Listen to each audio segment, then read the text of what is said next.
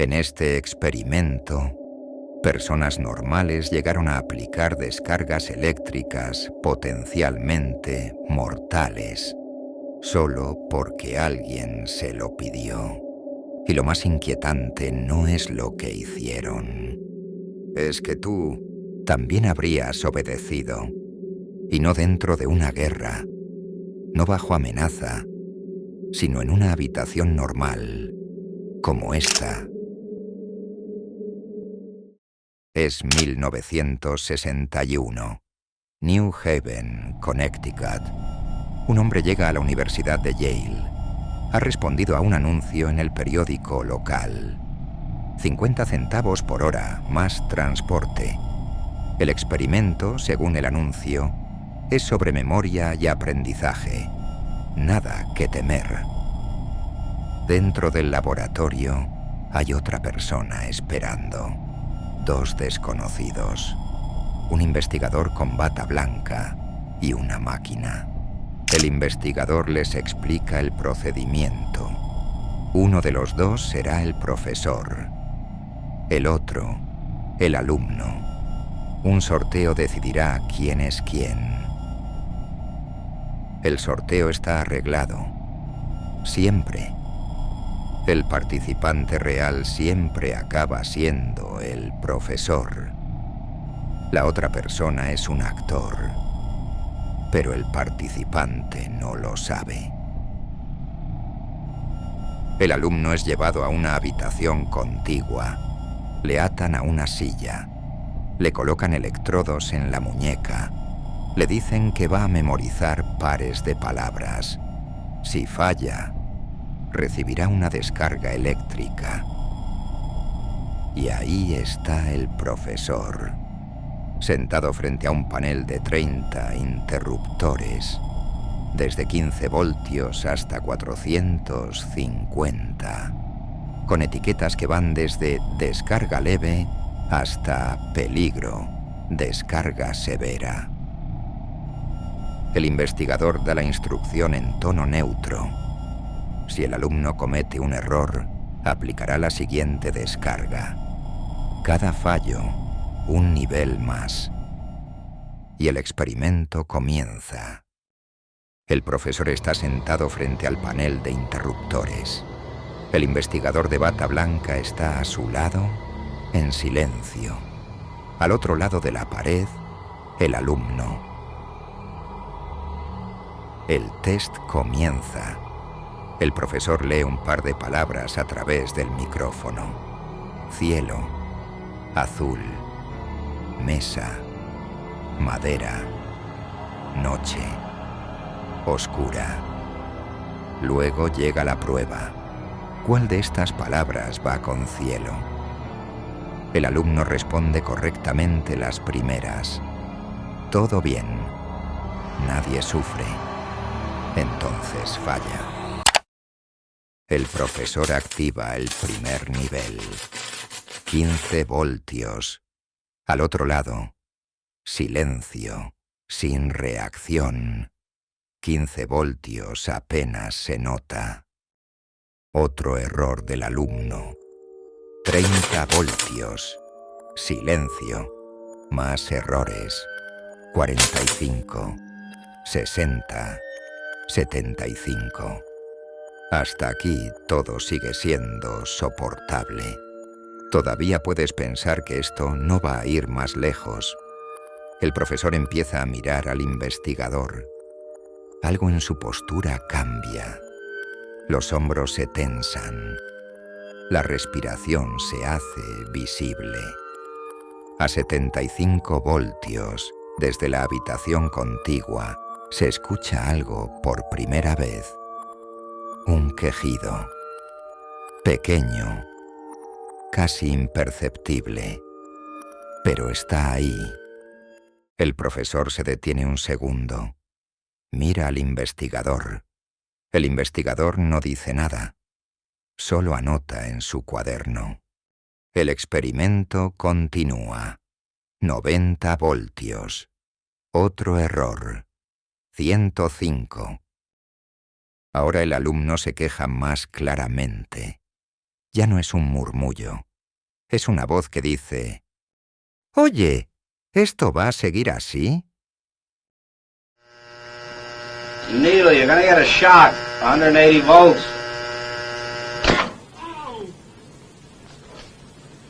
I can't stand the pain. Let me out of You here. can't stand it. I'm not gonna kill him. El profesor se vuelve hacia el investigador. «Deberíamos...» El investigador responde, en el mismo tono neutro de siempre: «Por favor, continúe». El profesor asiente. Las manos le tiemblan levemente. Vuelve al micrófono. Lee el siguiente par de palabras: 120, 135. Y aquí es donde el experimento deja de ser incómodo y empieza a ser peligroso. A 150 voltios, la voz del alumno llega con fuerza desde la otra habitación.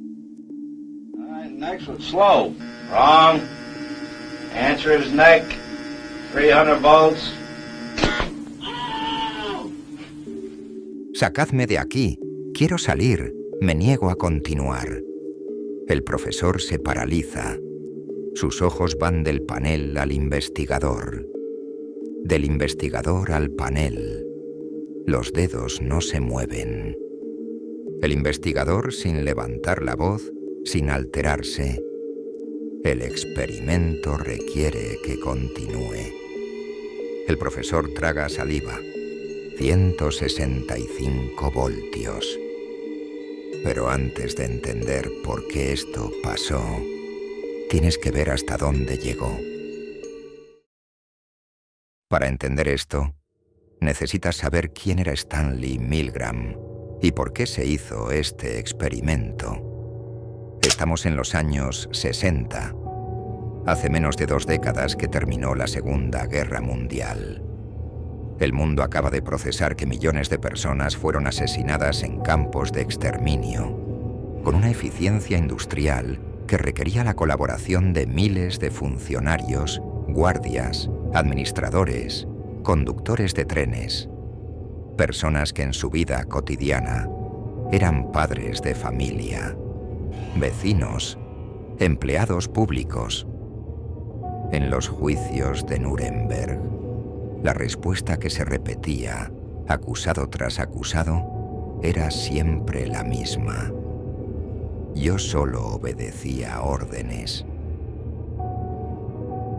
Muchos en Occidente rechazaban esa explicación. Pensaban que los alemanes eran diferentes, que algo en su cultura los hacía especialmente susceptibles a la obediencia ciega, que eso aquí no podría pasar. Stanley Milgram no estaba tan seguro. Era un psicólogo social de Yale, joven, brillante y con una pregunta que llevaba tiempo royéndole: ¿hasta dónde obedece una persona común a una figura de autoridad? Antes de realizar el experimento, preguntó a expertos, a psiquiatras, a estudiantes de psicología, a personas sin formación académica. Les describió la situación exacta: un participante, un actor, un panel de descargas, un investigador que insiste en continuar. Y les hizo la misma pregunta: ¿cuántos creéis que llegarán hasta el voltaje máximo? La respuesta media fue del 1%. Solo los sádicos. La gente normal, dijeron, se detendrá pronto. Milgram realizó el experimento y lo que encontró no se parecía en nada a lo que nadie esperaba. Volvemos al laboratorio. El profesor sigue, no porque quiera, sino porque no sabe cómo parar. 180 voltios. El alumno grita: «No puedo soportarlo más, soltadme». 195. 210. A 240 voltios, El profesor generalmente ya está sudando. Algunos piden al investigador que entre a comprobar el estado del alumno. La respuesta es siempre la misma. Aunque las descargas sean dolorosas, no producen daño tisular permanente. Por favor, continúe. Y continúan. 270 voltios. Los gritos desde la otra habitación son intensos, desesperados. 300 voltios. Desde el otro lado se escuchan golpes. El alumno está golpeando la pared. Y entonces, silencio. Ya no hay respuesta. El profesor mira al investigador. ¿Sigue ahí?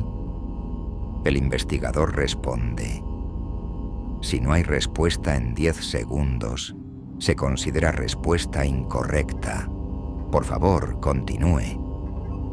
El alumno puede estar inconsciente o algo peor, y el investigador le está pidiendo que siga administrando descargas a alguien que no responde. ¿Qué harías tú? ¿De verdad que sabes lo que harías? 315, 330, silencio absoluto al otro lado. 345, 360. Aquí, en este punto del experimento, muchos profesores estaban visiblemente rotos, temblando, riendo de forma nerviosa, sin poder evitarlo, llorando en silencio, repitiendo en voz baja, Dios mío, Dios mío. Pero seguían. 375, 390, 405, 420, 435, 450 voltios. Vamos a detenernos aquí un momento, porque lo que acabas de escuchar no es la excepción, no es lo que le pasó a una persona perturbada un día raro. Es el patrón, la norma, lo que ocurría con variaciones pequeñas, vez tras vez. Pero ningún resumen captura bien lo más importante de este experimento: el colapso interno. Los participantes no eran robots, no pulsaban los botones con indiferencia. Hay grabaciones en vídeo. En ellas se ve cómo un hombre de 50 años, empleado de correos, llora en silencio mientras sigue administrando las descargas. Como una mujer susurra, lo siento, lo siento, lo siento, con cada interruptor que pulsa. Como un joven universitario le pregunta al investigador, con la voz rota, ¿es usted el responsable de lo que pasa aquí? El investigador responde, soy yo quien asume toda la responsabilidad. Por favor, continúe. Y el joven continúa. Esa frase fue decisiva en muchos casos. Soy yo quien asume la responsabilidad. En el momento en que alguien les decía que la culpa no era suya, algo dentro de ellos se soltaba, como si la conciencia necesitara un permiso para callarse. A lo largo del experimento, el investigador tenía exactamente 4 frases, solo 4 respuestas posibles ante la duda. En este orden, por favor, continúe. El experimento requiere que continúe. Es absolutamente esencial que continúe. No tiene otra opción, debe continuar. Si después de la 4ª frase, el participante seguía negándose, el experimento se detenía. Esa era la única salida real. Decir no. 4 veces. Y aún así, no es tan fácil como parece, porque en aquella habitación La situación no se presentaba como un experimento sobre obediencia. Era un experimento serio, en una universidad seria, supervisado por un científico serio. Todo el contexto gritaba, esto es legítimo. Todo el contexto gritaba, confía. Y la mente humana, bajo presión, ante la autoridad, dentro de un contexto que parece coherente, obedece. Los datos, en el experimento original de Milgram, con 40 participantes masculinos de distintas profesiones y edades. Lo que estás a punto de escuchar es lo que nadie esperaba. El 100% llegó a los 300 voltios. Lee eso otra vez. El 100%. Todos los participantes administraron descargas de al menos 300 voltios a alguien que gritaba al otro lado de la pared. Y el 65% llegó hasta el final, hasta los 450 voltios, hasta los interruptores marcados con XXX. Y esto no es una muestra pequeña. Esto se repitió una y otra vez. Milgram replicó el experimento más de 20 veces, con variaciones deliberadas, con mujeres, con personas de distintas ciudades, con distintas distancias entre el profesor y el alumno. Los resultados variaban en los márgenes, pero el patrón nunca desaparecía. Recuerda lo que los expertos habían estimado antes de realizar el experimento. El 1%. Solo el 1% llegaría hasta el máximo. La realidad fue 65. Y aquí viene algo que resulta especialmente incómodo. Cuando el alumno estaba en la misma habitación, visible, sufriendo a la vista del profesor, la obediencia bajaba.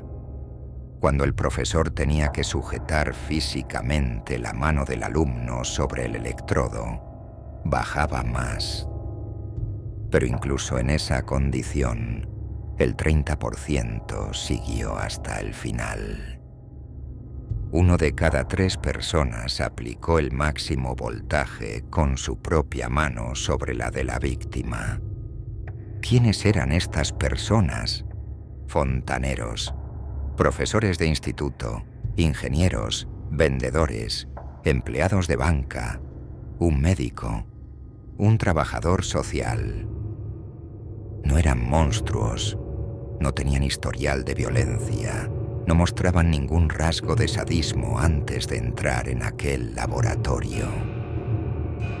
Eran personas normales, personas como las que tienes a tu alrededor, como las que ves cada mañana en el metro o en el trabajo, como tú. ¿Por qué? Esa es la pregunta que Milgram pasó años tratando de responder. Y la respuesta no tiene una sola causa. Hay 3 mecanismos que se repiten siempre. El primero, la autoridad percibida, la bata blanca, el entorno universitario, el lenguaje técnico, el tono seguro y neutro del investigador. Todo eso construye una figura de autoridad que la mente acepta como legítima. Y cuando una figura de autoridad da una orden, el cerebro activa un atajo cognitivo muy antiguo. Si esta persona sabe más que yo, es probable que tenga razón. No es debilidad, es eficiencia. Durante miles de años, seguir a quien parecía saber más fue una estrategia de supervivencia perfectamente razonable. El problema es que ese atajo no desaparece cuando lo que está en juego es el bienestar de otra persona. El segundo mecanismo, el desplazamiento de responsabilidad. Cuando el investigador decía, soy yo quien asume la responsabilidad, activaba algo en los participantes, un estado mental que Milgram llamó el estado agéntico. Es una condición psicológica en la que la persona deja de verse como un agente moral autónomo y pasa a considerarse un instrumento de la voluntad de otro. Yo solo sigo órdenes. Esa frase no es la excusa de un cobarde. Es la descripción de un mecanismo psicológico real. Uno que todos los seres humanos llevan dentro. Uno que se activa con mayor o menor facilidad bajo las condiciones adecuadas. Y el tercer mecanismo, la trampa de los pasos pequeños. Nadie le pidió al profesor que pulsara directamente 450 voltios. Le pidieron 15, luego 30, luego 45. Cada paso era solo un poco más que el anterior, y en cada paso ya habías dado todos los anteriores. Detenerse significa admitir que todo lo previo estuvo mal. Seguir es cognitivamente más fácil. Es la misma trampa que hace que la gente tarde años en salir de situaciones que saben que son dañinas. No hubo un momento en que todo cambiara. Hubo 100 momentos pequeños, cada uno aparentemente razonable por sí solo. Milgram llegó a una conclusión que incomodó profundamente a la comunidad científica de su época. La maldad no necesita monstruos, solo necesita un sistema con suficiente autoridad, suficiente presión y pasos lo bastante pequeños. Ahora viene la parte incómoda de verdad, porque todo lo que acabas de escuchar no quedó en los años 60. No es historia.